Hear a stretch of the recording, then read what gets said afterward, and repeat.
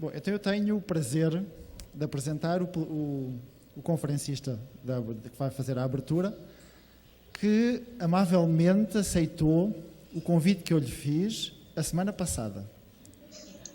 Porquê? Porque inicialmente era o José Carrilho que viria presencialmente fazer a abertura, mas infelizmente por problemas de saúde não pode viajar e tampouco pode fazer a palestra por Skype. E então o Miguel, como bom amigo, lá aceitou numa semana preparar a apresentação. Eu podia dizer muita coisa para vocês ficarem a conhecer bem o Miguel Montes, mas vou focar 5 aspectos. Portanto, o Miguel é um jovem pesquisador, tanto quanto se pode ser jovem numa sociedade competitiva quanto é da educação matemática na Europa, mas é um jovem pesquisador que tem o lugar de professor na Universidade do Elva, que fez um doutorado em Educação Matemática com foco no conhecimento especializado do professor de matemática, portanto, do equivalente ao ensino médio, no âmbito do infinito, discutindo temas do infinito no ensino médio, mas que atualmente tem trabalhado também nos outros níveis, porque infinito pode ser entendido como um tópico transversal ao ensino e aprendizagem da matemática. Tem publicado em algumas das revistas mais importantes a nível internacional. Foi o coordenador das atividades para os jovens pesquisadores da Sociedade Brasileira de Educação Matemática, foi o vice-coordenador do grupo de formação de professores da Sociedade Espanhola de Educação Matemática, Pesquisa e Educação Matemática. Eu tive o prazer de trabalhar com ele quando ele foi fez parte da equipa de coordenação do grupo de trabalho da Sociedade Europeia de Pesquisa e Educação Matemática, grupo que se focava no conhecimento, crenças e conhecimento, crenças e identidade do professor. E para mim é um amigo, tanto que aceitou o convite assim em cima da hora. Certamente que todos vamos aproveitar a palestra que ele vai fazer, que vai ser projetada nos dois ecrãs, e que vamos discutir essa coisa, e eu uso a expressão coisa para não dar um nome menos bonito, essa coisa do ciclo vicioso da formação de professores, que está também relacionado com alguns dos aspectos que foram referidos na mesa de abertura. Miguel, quando quieras. Muitas gracias. Bom dia. Meu brasileiro não é muito bom, então vou falar em espanhol. Se no final alguém quiser fazer uma pergunta ou comentário, eu entendo mais ou menos bem o brasileiro. En primer lugar, quiero agradecer en mi nombre y en el de Pepe Carrillo la invitación para hacer esta palestra de apertura. Especialmente quiero agradecérselo a Miguel Ribeiro, que como él dice es un amigo y siempre es un placer aceptar las invitaciones, retos que él propone. Voy a pasar a compartir la pantalla, a ver si soy capaz.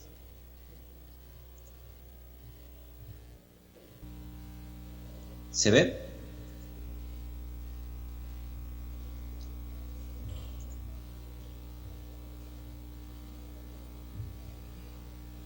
¿Podéis ver la pantalla? Ok. Bien. Todos los que participamos en la formación de profesores hemos sentido en algún momento que nos encontramos en un círculo vicioso donde solo identificamos problemáticas que parece que se retroalimentan entre sí. Mi enfoque con esta palestra de apertura es mostrar cómo podemos convertir ese círculo vicioso en el que a veces nos sentimos que nos encontramos en un conjunto de elementos positivos que lleven a mejorar los procesos de formación de profesores, tornando el círculo vicioso en un círculo virtuoso. Las problemáticas que comentaba abarcan tanto la formación inicial de maestros, donde esos maestros y profesores, donde los docentes que comienzan a estudiar, a hacer sus estudios, carecen lógicamente de experiencia docente, no tienen imágenes mentales, ejemplos ni vivencias que den sentido a la formación profundamente teórica que se les suele dar. Su formación suele desarrollarse lejos del centro educativo.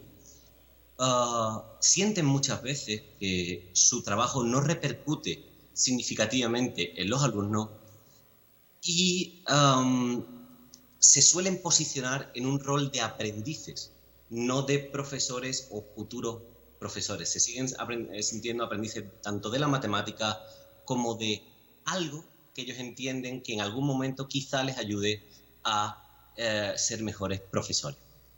Por otro lado, en la formación continua, aquellos profesores que una vez acabados sus estudios de grado deciden seguir formándose, existen otras problemáticas como son el alejamiento de los referentes teóricos. La práctica gana mucha relevancia y los profesores tienden a olvidarse de esos referentes teóricos que se les da en la formación inicial y alimentarse simplemente, o no simplemente, alimentarse de su experiencia.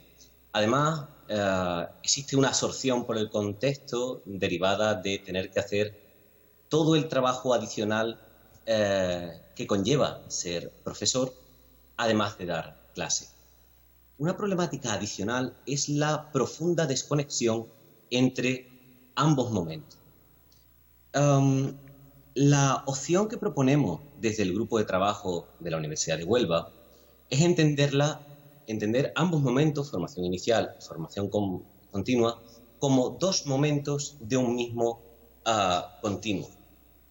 Ese entender la formación como un continuo tiene también problemáticas, como son la brecha entre la formación inicial y la continua. Un profesor acaba sus estudios de grado y en el momento en el que entra a formar parte de un cuerpo de profesores de un centro, parece que está en un momento muy diferente. Existe una brecha entre esos dos momentos. Entre los profesores que están en activo existe un cansancio profesional muchas veces por desarrollar actividades rutinarias. También existen problemas derivados de la escasa consideración social de la profesión, como las ligadas a las bajas expectativas de promoción profesional. También hay un problema ligado al aislamiento y la independencia de los distintos contextos. Muchas veces los colegios y las universidades se sienten como realidades muy, muy diferentes, faltas de colaboración.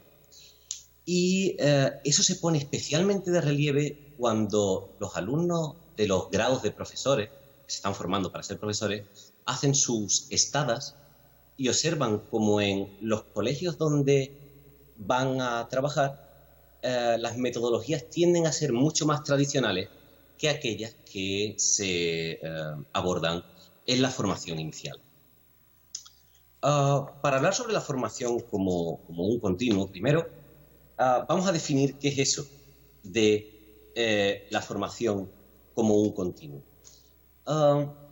Nosotros entendemos, en esa visión de la formación como un continuo, que la formación inicial es el punto de partida en un proceso que lleva desde el primer momento de la vida profesional del profesor hasta que se jubila, en el que tienen tanta importancia la adquisición de conocimiento y habilidades para la enseñanza de la matemática como el fomento de una disposición hacia continuar aprendiendo a enseñar matemáticas. Dentro de esta perspectiva, los profesores en formación inicial son entrenados en hacer una aproximación profundamente reflexiva a su propia práctica, que les acompañará a través de su proceso de continuo aprendizaje. Por tanto, hablamos de continuo en dos sentidos. El profesor en sí mismo, que vive un continuo desde formación inicial hasta el momento en que ya es un profesor experto y está a las puertas de acabar su carrera profesional, y en términos del contexto educativo en el que se ubica el profesor, donde se necesitan herramientas formativas para que los futuros profesores enfoquen su formación inicial como el comienzo de la construcción tanto de conocimiento como creencias como identidad profesional. Y esos elementos le apoyarán en el desarrollo de toda su vida como profesor. Cualquier profesor tiene fundamentalmente 4 fases en su vida profesional. En primer lugar, el profesor en formación inicial, los cursos de grado, que acaba de entrar en el grado de maestro y empieza a sentirse profesor. En segundo lugar, ese mismo profesor empieza normalmente, ya depende de los programas formativos, en los cursos finales a aterrizar en la escuela como parte de las estadas, de las clases prácticas, lo que aquí se llama el practicum. En un tercer momento, el profesor recientemente graduado aterriza en su primer centro educativo como profesor de pleno derecho y comienza a familiarizarse con la realidad más allá de lo que se comenta en la universidad de la docencia en primaria o secundaria. Y finalmente como parte de ese continuo, llega el momento en que el profesor se siente experimentado y es capaz, en caso de desearlo y tener oportunidades, de convertirse en formador de otros profesores. La idea, como parte del continuo, de la perspectiva del continuo, es que el profesor experimentado puede aportar al profesor en formación inicial, al profesor en su práctica profesional, en la escuela, al recientemente cualificado, pero también los profesores en los momentos iniciales pueden aportar a los profesores en sus momentos ya de más madurez. Si os fijáis, hasta ahora mi discurso ha puesto mucho el énfasis en el profesor. Sin embargo, no debemos olvidar que en el desarrollo profesional, la construcción de esa pericia, esa madurez profesional, las instituciones educativas también deben tener un alto grado de responsabilidad. Esas instituciones, como la universidad, como los ministerios y demás, deben fomentar la existencia de contextos donde se fomente, tanto para los profesores en formación inicial como para los profesores ya en los centros educativos, como parte de su formación continua, donde se fomente el dominio de la disciplina matemática, la adquisición de conocimiento matemático útil para la enseñanza. La adquisición también de conocimiento didáctico del contenido y de procesos de actualización de dicho conocimiento.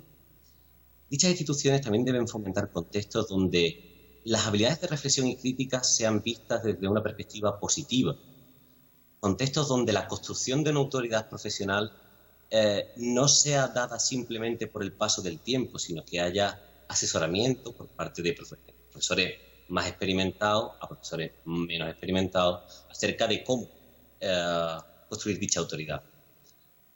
Las instituciones educativas también deberían fomentar la innovación docente que repercuta en los problemas actuales de la sociedad y, por supuesto, fomentar el respeto social a la profesión de docente, que en según qué contexto no es todo el que debe. Todo lo anterior se puede entender desde el progresivo desarrollo por parte de los profesores y en el marco de contextos que lo permitan de un empoderamiento profesional. Desde la perspectiva del continuo en la formación, esto puede conseguirse en 2 niveles. En primer lugar, en el seno de contextos y actividades formativos mixtos en el sentido de que, como decía, colaboren profesores en activo con profesores en formación, de manera que los expertos actúen de mentores de los profesores noveles o en formación inicial, y que las propias preguntas, inquietudes, críticas y reflexión de esto permitan que los expertos cuestionen su propia práctica, de manera que ambos implicados aprendan cosas. Otra forma es la participación a la que llamamos indirecta, en la que a través del formador se toma una experiencia de formación continua, se toma, por ejemplo, extractos de clases reales y se llevan a la formación inicial. Voy a poner ahora dos ejemplos de formación de profesor de matemáticas desde la visión del continuo. El 2 aparece en interrogantes, porque vais a ver que aunque son dos ejemplos que parecen independientes, en realidad son profundamente codependientes. Los dos ejemplos son, en primer lugar, una experiencia colaborativa en un grupo de la Universidad de Huelva, al que llamamos el PIC, hablaré sobre esto ahora, y el otro es la proyección de elementos de colaboración entre maestros y, en este caso en primaria, en activo, hacia la formación inicial. Toda la investigación y la docencia que yo hago en este momento tiene que ver con la formación de maestros, pero estamos trabajando también en aplicarlo en la formación de secundaria. El primer ejemplo, como he dicho, es el PIC.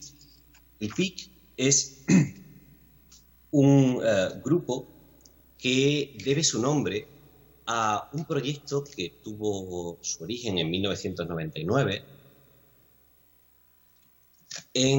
financiado por la Junta de Andalucía, por la zona donde nosotros estamos en España, que se llamaba, el PIC viene de Proyecto de Investigación Colaborativa, cuyo título era Resolución de problemas en primaria a través de una investigación colaborativa.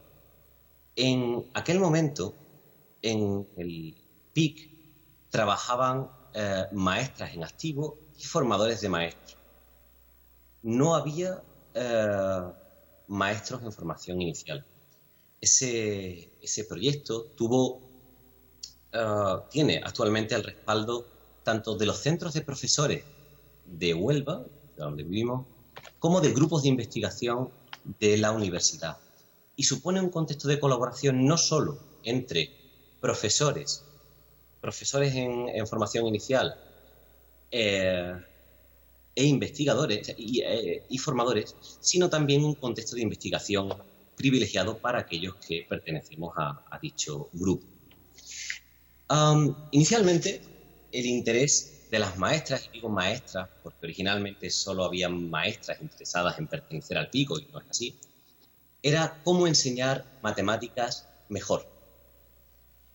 Claro, no sé cuál es la actitud de los maestros en formación y en activo hacia el aprendizaje de las matemáticas, pero allí en Brasil, pero aquí en España suele ser una actitud bastante negativa.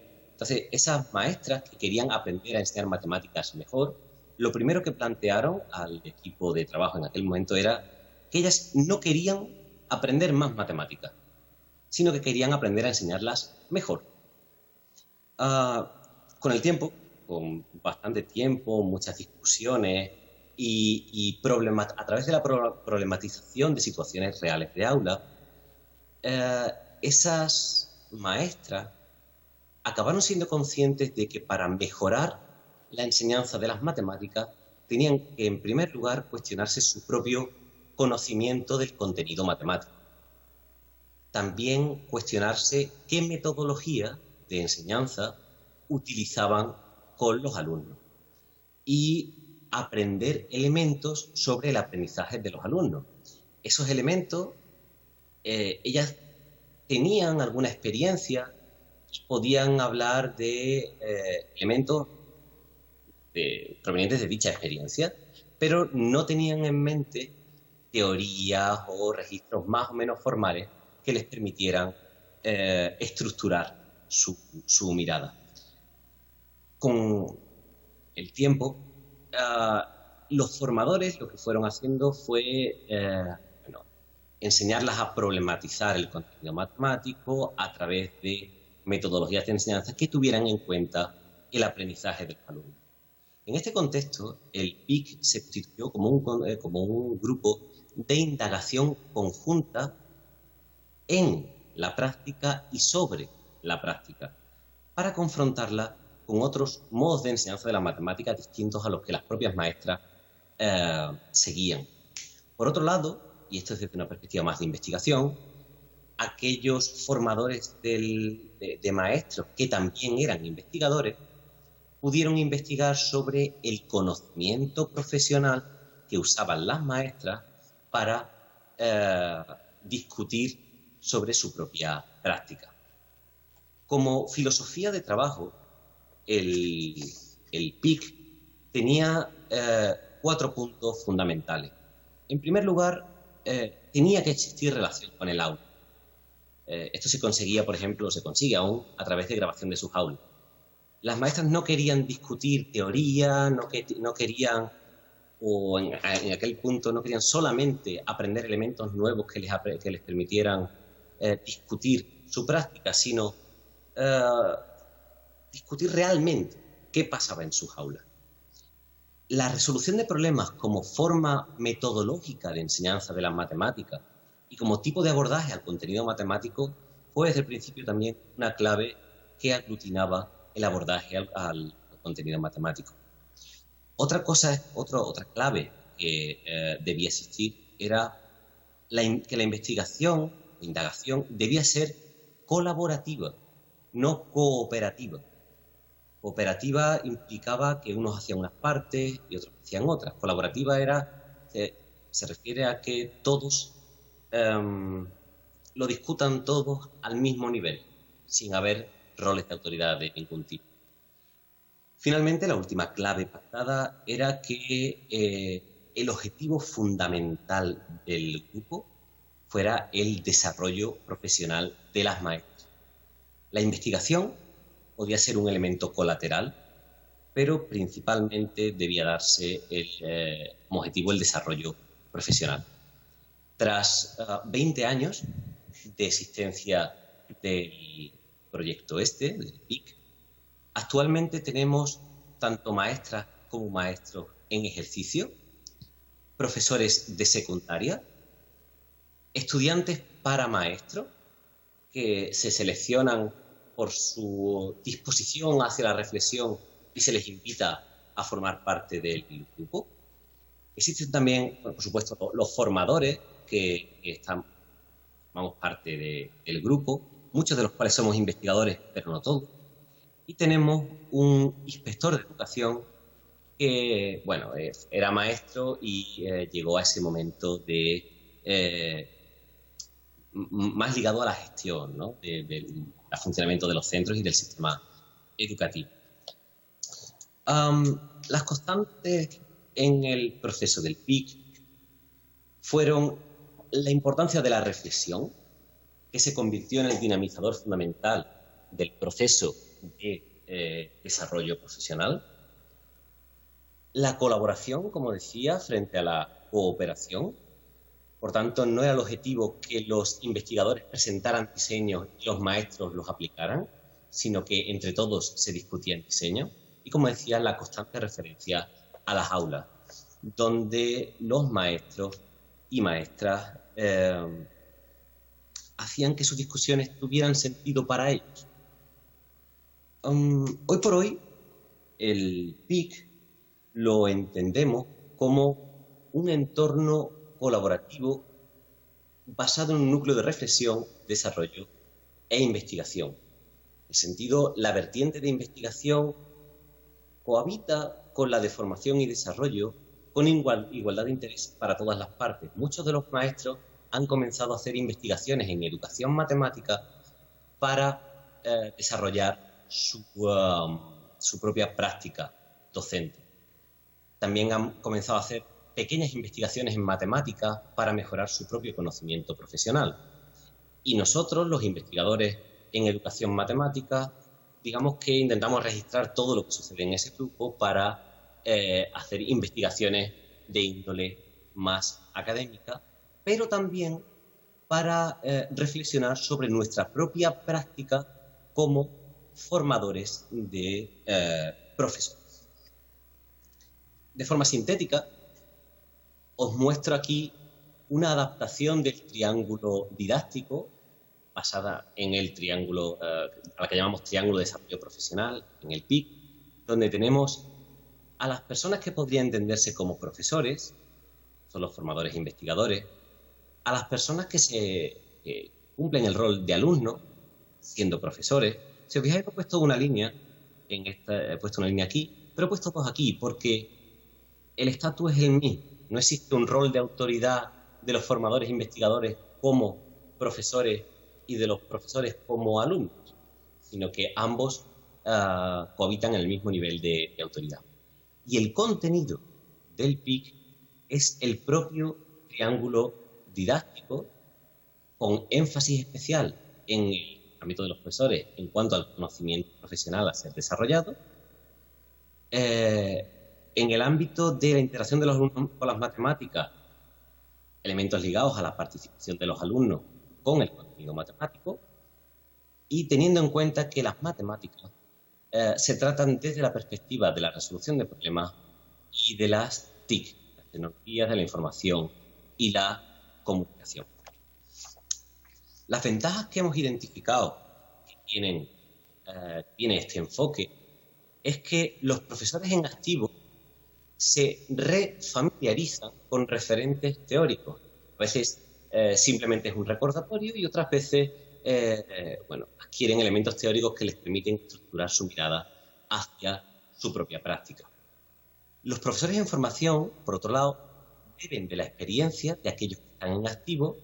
Si recordáis las problemáticas que comentaba al principio, esto solventa la problemática de la descontextualización del aprendizaje de los formadores en formación, de los profesores en formación inicial. Y ambos, que es importante, sienten que el grupo y las discusiones que en él tienen lugar contribuyen a la mejora de la práctica docente, de su propia práctica docente, ya sea actual o sea futura. En segundo lugar, comentaba, aquí tenía un ejemplo de formación colaborativa. En segundo lugar, tenemos un ejemplo de proyección de elementos derivados de la colaboración hacia la formación inicial. En esa línea, lo que hacemos es,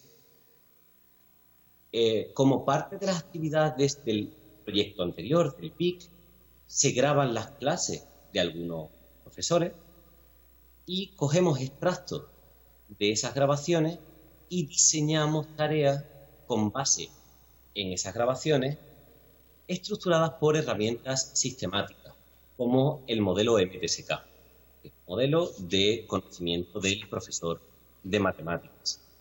No voy a entrar en mucha profundidad en el modelo MTSK, pero sí voy a comentar algunos aspectos.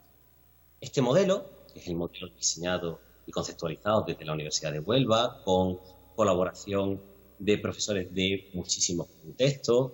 Miguel es uno de ellos, también hay compañeros de Perú, de Ecuador, México, de Portugal. Este modelo intenta ser una herramienta interpretativa para comprender no qué deben saber los maestros, sino qué pueden saber los maestros. Este modelo contempla 3 tipos de conocimiento matemático y otros 3 tipos de conocimiento ligados a la didáctica de las matemáticas. Los 3 tipos de conocimiento matemático son el conocimiento de los temas, el conocimiento de la estructura de la matemática y el conocimiento de la práctica matemática. Por otro lado, tenemos el conocimiento de la enseñanza de las matemáticas, ligado a ejemplos, a recursos, a teorías.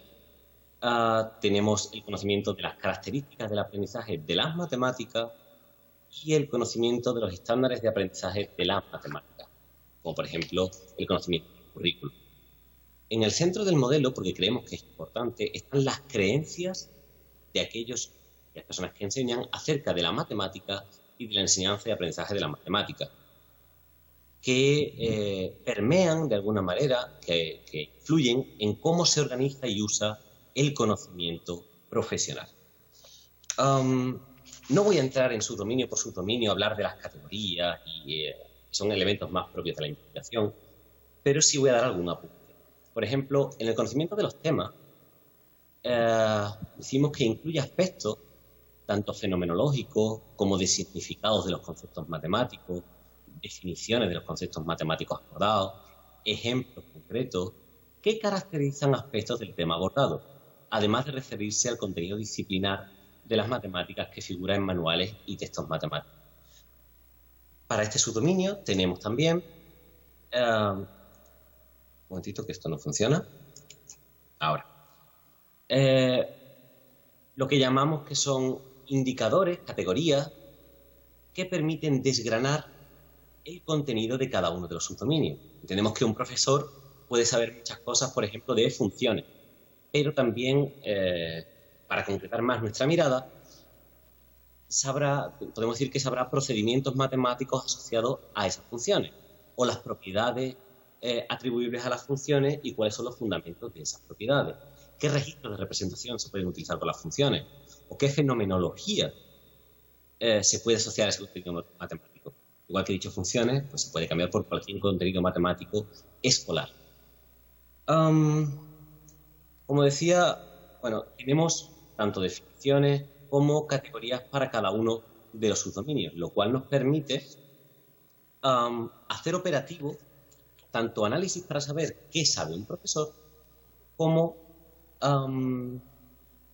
análisis de vídeo para ver qué podríamos extraer de un vídeo de cara a la conformación de tareas para la formación inicial de profesores, que es sobre lo que voy a hablar ahora.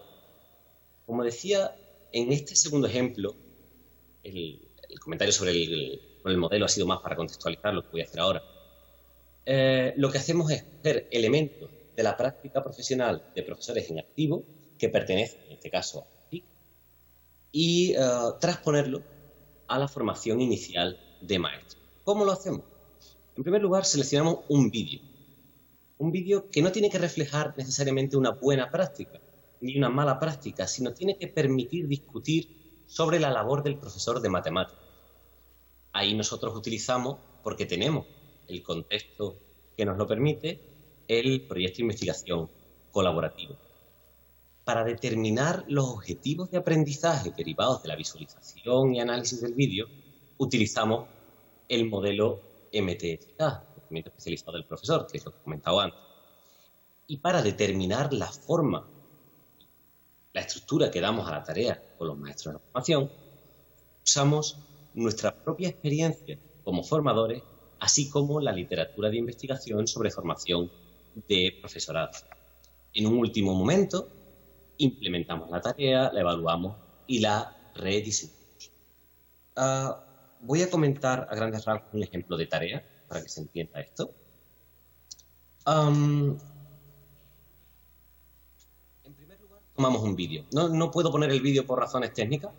El vídeo que en el último módulo de tareas que hemos diseñado, el vídeo consistía en un maestro de primaria, creo que era de tercero de primaria, que son 8 años, 8 o 9 años, que llevaba a clase una bolsa con un montón de figuras, que podéis ver en la imagen, de la que los alumnos iban sacando, según su voluntad, una u otra.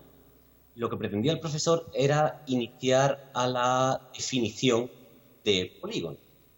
¿De acuerdo? Entonces se seleccionaban, primero un alumno sacaba el rectángulo, después parece que por casualidad sacaba el triángulo, lo cual era discutible en función de las clasificaciones que emergían, y después, bueno, iban saliendo diversas figuras. Y hasta que no salía una de las figuras no poligonales, el maestro no podía iniciar con su objetivo de aprendizaje, y parecía que su discusión iba más en la línea de la clasificación de polígonos más que en la de definición de polígonos. Bueno, una vez nosotros analizamos el vídeo, lo que hicimos fue diseñar las tareas. Diseñamos básicamente un módulo de 4 tareas. La primera, yo creo que era la más fundamental, era visionar el vídeo con los estudiantes para maestros y reflexionar con ellos y discutir acerca de lo que observaban. Esto permitía, más allá de aterrizar en el contenido matemático, permitía que los maestros se sintieran parte de la discusión de algo real, de algo que no fuera puramente teórico, que no fuera solamente matemáticas. Estaban discutiendo una clase de primaria. Estaban discutiendo a alguien que además era un profesor bastante joven, que sentían de alguna manera un casi compañero y como se sentían partícipes, se empoderaban un poquito como posibles docentes de esa clase. Se hizo mucho énfasis en que los maestros de formación propusieran alternativas de gestión de la sesión para conseguir esto. En la segunda sesión que tuvimos con los maestros, incidimos en aquellas claves de la actividad docente del profesor de matemáticas que eran necesarias para trabajar la ejemplificación. Concretando, por supuesto, en el ejemplo de polígonos, de manera que el vídeo no era ya tanto el foco como la excusa para introducir elementos ligados tanto a lecturas teóricas como a análisis de conjuntos de ejemplos que nos permitieran construir su propio conocimiento especializado como profesores. Aquí el modelo MTSK lo que nos permitía era estructurar cuáles eran los elementos concretos de la ejemplificación que queríamos trabajar. En la tercera sesión nos centramos en qué es definir en matemáticas, cómo debe ser una definición en matemáticas, evitar las redundancias, evitar las contradicciones en la definición y, de nuevo, concretábamos en polígonos. Los ejemplos que utilizábamos tendían a ser de la sesión de vídeo, pero cada vez nos íbamos alejando más de la sesión de vídeo para abarcar unos elementos teóricos más y más generales que dieran sentido a más elementos de contenido. En la cuarta sesión, como la asignatura tiene bastante que ver con geometría, ligaba con elementos de conocimiento puramente matemático y discutíamos con los maestros qué es un polígono. Empezábamos por la discusión de qué es un polígono para los niños del vídeo que se les proyectaba y de ahí pasábamos a una discusión de qué es un polígono matemáticamente, de manera que ellos veían las diferencias entre conocimiento escolar y conocimiento académico y veían cómo era necesario que poseyeran ambos y conciencia de las relaciones entre los mismos. Después de abordar qué es un polígono, trabajamos elementos ligados a cómo se aprenden los polígonos en educación primaria. El trabajo encargado como final de este módulo de sesiones era diseñar una tarea para que alumnos de primaria analizaran propiedades de figuras, que es una tarea muy similar a lo que hacía el profesor del vídeo, pero que queríamos que con los elementos teóricos que habían aprendido, con los elementos que habían emergido de la discusión, ellos mismos fueran capaces no solamente de articular una tarea para niños, sino también de fundamentar por qué articulaban la tarea de esa manera.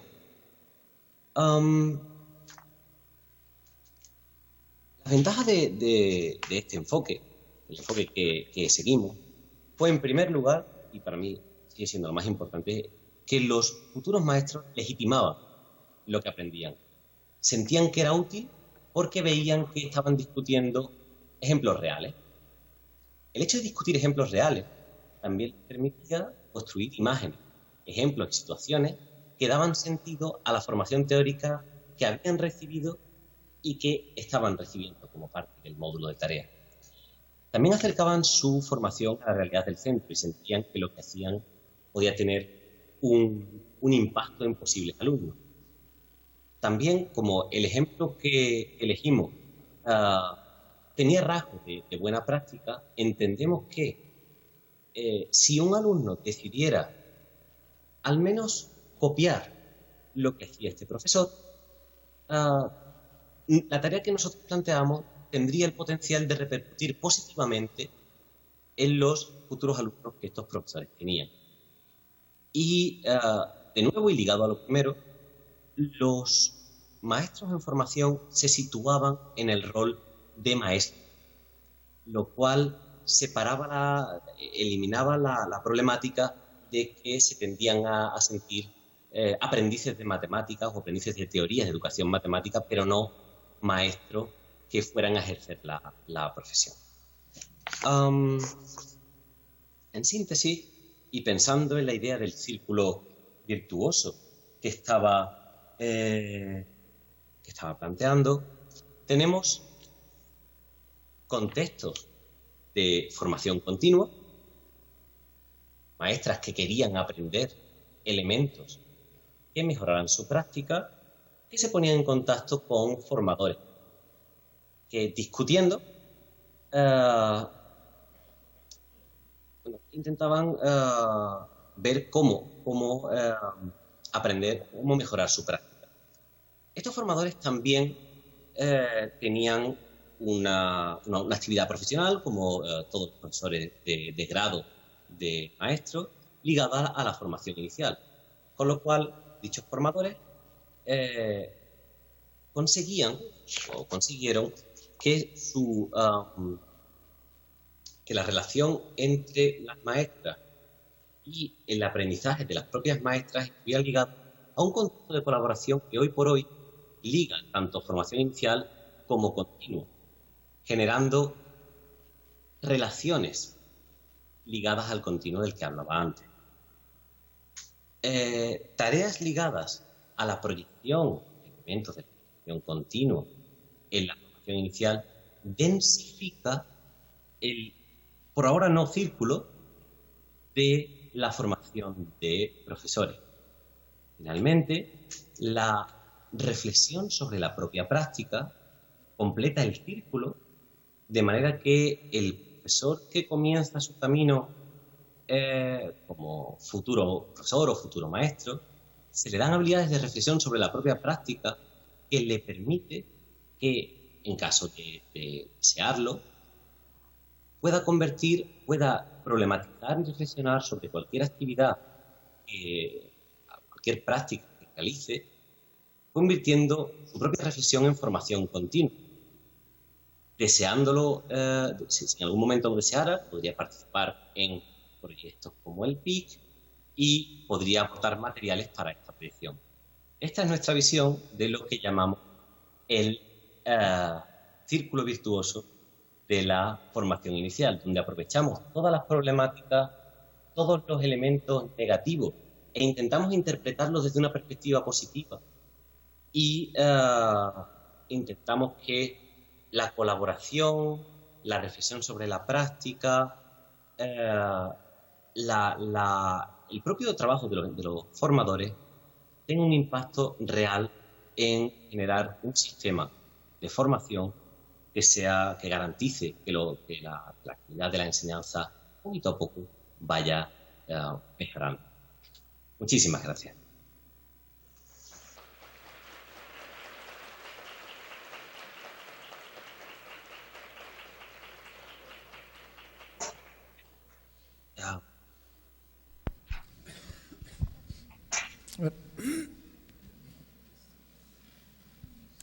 Gracias, Miguel, por la apresentação. Agora temos algum tempo para perguntas. 5 minutos. Se alguém tiver alguma pergunta, comentários, dúvidas. Mas eu tenho que ir com o microfone, senão ele não ouve. Camila. Eu gostaria de saber se... eu gostaria de saber se os formadores e os professores sentavam em algum momento para fazer esse planejamento de atividades a serem aplicadas com os alunos em conjunto. Sí, no lo he comentado, pero la reflexión sobre la práctica tiene varias dimensiones. Una de ellas es, como he comentado, visualizar vídeos y discutir la práctica. Otra de ellas es generar nuevas actividades basadas en la resolución de problemas para la mejora de la enseñanza de estos profesores. Esas actividades luego se trasladan al aula, se implementan y se graban en vídeo, generando un ciclo donde esa grabación luego vuelve a ser analizada y todos aprenden algo, ¿no?, en el camino. Pero sí tiene una implicación sobre la práctica de los alumnos. Alguma questão mais ou comentário?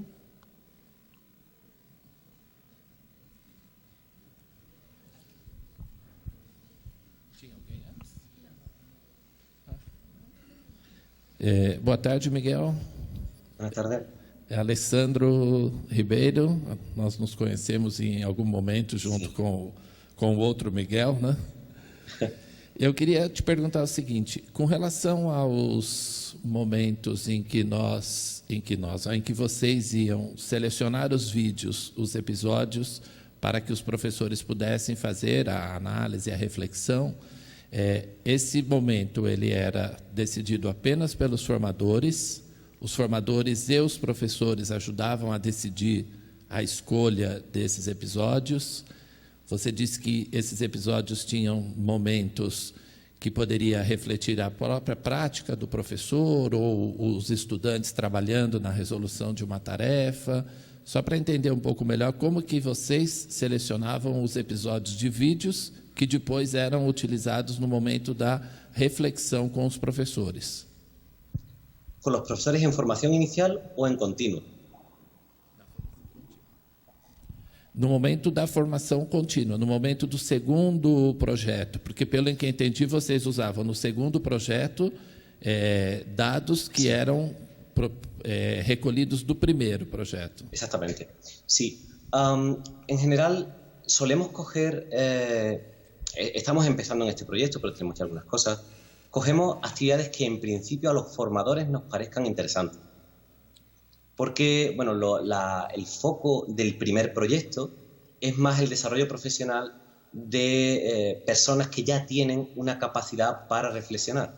El foco del segundo es iniciar a la reflexión, con lo cual elegimos los extractos de vídeo que entendemos que pueden ayudar a detonar esa reflexión, porque tengan elementos muy evidentes que puedan ser discutidos, o ya sea para bien o para mal. Ahí tenemos ejemplos de malas prácticas que los profesores discuten, pero tampoco nos gusta enseñar malas prácticas, porque la idea es también dar un imaginario de referentes trasladables a la propia práctica de los futuros maestros, ¿no? Entonces, de alguna manera, la respuesta es, lo elegimos los formadores, pero tenemos que combinar el inicio, la capacidad de reflexión con las buenas prácticas docentes.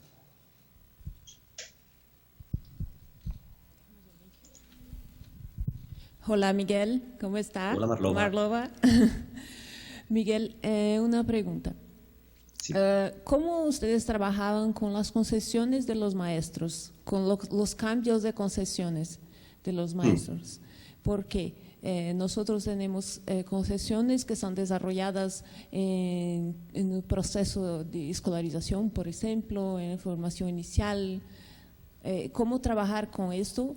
Porque ustedes mencionó en decorrer de la presentación que, por ejemplo, algunos maestros decían que no querían estudiar matemática, querían solamente metodología, por ejemplo. Bueno, básicamente para que quisieran trabajar matemáticas, se les sometía, se les hacía ver que para enseñar matemáticas mejor había que problematizar la matemática. Un ejemplo de eso era plantearles que diseñaran problemas de matemáticas para trabajar con sus alumnos. Ellas ya habían asumido, pues estaban en un punto intermedio en el que ya habían asumido que la resolución de problemas era una buena forma de trabajar las matemáticas en un aula de primaria. Con lo cual, desde ese punto, se les dijo, bueno, diseñad un problema. Y en el diseño de problemas, ellas se hicieron conscientes de que tenían que saber un poquito más de lo que sabían. Y desde ese poquito más, la cosa se fue ampliando. Empezó por así, empezó de esa manera. También para algunos maestros que empezaron a formar parte del grupo, se trabajó las concepciones simplemente con su participación, porque al ser la resolución de problemas el enfoque principal de la actividad matemática, estos maestros que venían de un enfoque mucho más tradicional ya sufrían un choque, entre sus concepciones acerca de cómo debía trabajarse la matemática y las concepciones que el grupo de maestras, que además parecía que desde su perspectiva trabajaba bastante bien, que estaba muy ligado a la reflexión, a la indagación en matemáticas, y simplemente el contraste ya permitía trabajar de alguna manera esas concepciones tanto sobre la matemática como sobre los procesos de enseñanza y aprendizaje ligados a la misma. Última pregunta. Buenas tardes, Miguel. Soy Leonor Santos, del Instituto de Educación de la Universidad de Lisboa. Sí. Gracias por tu presentación, muy interesante. Gostaria de te perguntar o seguinte: nosotros recentemente temos projeto em que habemos trabalhado com grupo de professores da formação inicial e outro grupo de professores já experientes que estavam lecionando matemática, ambos de la secundária. Pero o trabalho, a metodologia é muito cerca de vosotras. Utilizamos extratos de vídeos selecionados pelos próprios participantes, formação inicial e formação contínua. A seleção dos vídeos era da responsabilidade dos participantes, pero tienen uma relação com os temas que estávamos trabalhando. Entonces lo procuramos establecer una relación próxima entre las temáticas y los vídeos de las clases. Nossos primeiros resultados são que o grupo dos futuros professores, as discussões era muito menos variada que os professores experientes. O que é natural, obviamente, porque os professores experientes têm mais hábitos de reflexão sobre a sua própria prática que os professores que são ainda em formação inicial. E vosotros, que han encontrado algo semelhante ou não? Sí, bueno, nosotros tenemos el problema, que no es un problema realmente, pero va en la línea de lo que tú comentas, de que el PIC, el primer proyecto, lleva funcionando 20 años. Entonces, claro, son muchos de los maestros y maestras que están participando ahí, llevan 20 años reflexionando sobre su propia práctica. No solamente son profesores, muchos de ellos ya expertos, sino expertos en la reflexión.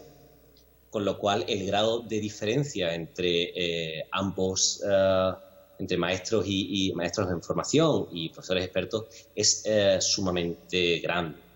Sin embargo, sí que hemos identificado que cuando los maestros en formación se les acostumbra a la reflexión desde los primeros momentos de la formación, nosotros lo hacemos en segundo de grado, conforme van subiendo, conforme van pasando de curso a tercero y a cuarto, sí que van ganando habilidad y como músculo reflexivo. De manera que entendemos que la habilidad de reflexionar también se entrena. Entonces es natural que, como yo lo entiendo así, que los maestros de formación inicial, en el primer momento que tienen que reflexionar sobre una práctica docente, ya sea de otros o suya propia, tengan un imaginario muy, muy limitado. Pero con el tiempo la capacidad de fijarse en detalles por un lado, la capacidad de aceptar reflexiones de otros y críticas de otros e intentar aprovechar lo bueno o lo constructivo de esas reflexiones para la mejora de la propia práctica.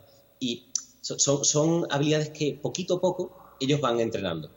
Nuestra apuesta es que los maestros que estamos ahora formando como parte del segundo proyecto, alguno de ellos acabe formando parte del primer proyecto y podamos ver un desarrollo longitudinal de las habilidades reflexivas de los que hoy son nuestros maestros en formación y mañana pues serán los maestros expertos en nuestro contexto.